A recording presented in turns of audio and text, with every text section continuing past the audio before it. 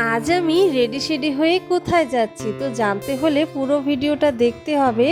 তো নমস্কার বন্ধুরা, আমি রাখি আর আমার রাখিস লাইফস্টাইল অ্যান্ড ডেইলি ব্লগে সবাইকে স্বাগত জানাই। আশা করি তোমরা সবাই সুস্থ এবং ভালো আছো, আর আমিও কিন্তু খুব ভালো আছি। আজ কিন্তু বাইরে ভীষণ বৃষ্টি পড়ছে, আর বিকেলবেলা থেকেই বৃষ্টি পড়ছে।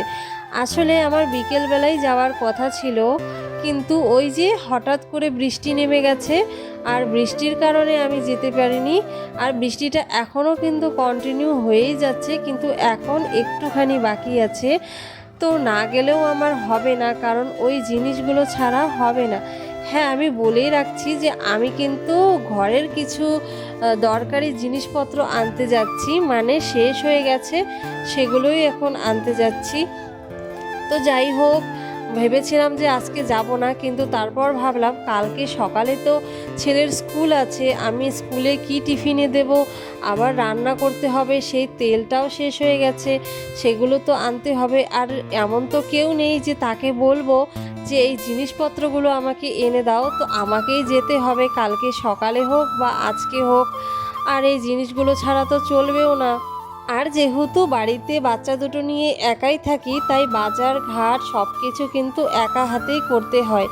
তো ইচ্ছে না থাকলেও আমার যেতেই হবে, কারণ বাজার ছাড়া চলবে কি করে বলো।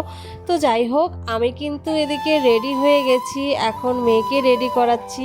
আর ও কিন্তু ভীষণ দুষ্টু, ও কিছুতেই রেডি হতে চায় না, একদম ধরে বেঁধে রেডি করতে হয়। তাও রেডিটা করিয়ে দিলাম, জুতোগুলো পরিয়ে দিলাম, আর এখন আমি দেখো ব্যাগটা দেখে নিচ্ছি, টাকা পয়সাগুলো। এখন আমি যাচ্ছি বাজারে, তো চলো বাজারে যাওয়া যাক।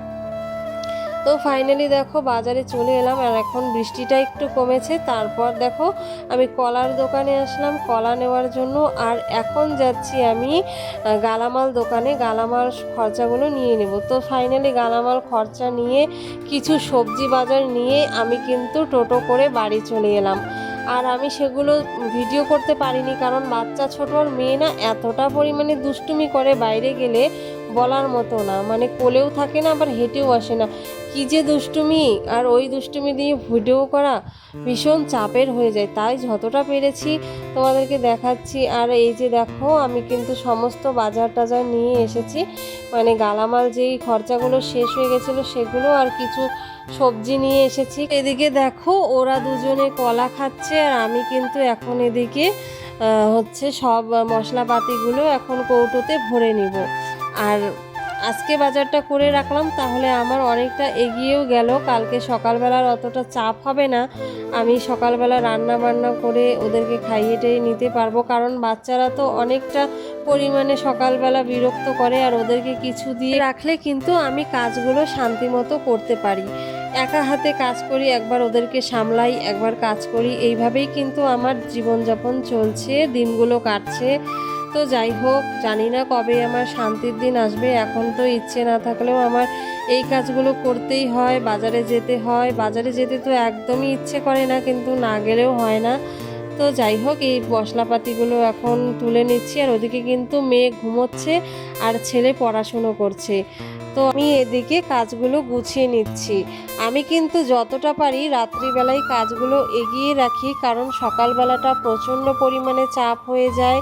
10টার মধ্যে ছেলের খাবার রেডি করা, টিফিন রেডি করা, এদিকে ছোট মেয়েটাও আবার বিরক্ত করে, ওকে খাইয়ে বাইয়ে রাখা, আবার ধরো বাড়ির সংসারের কাজ বাজ, এই সব কিছু সামলাতে আমার সকালবেলা প্রচণ্ড পরিমাণে চাপ হয়ে যায়।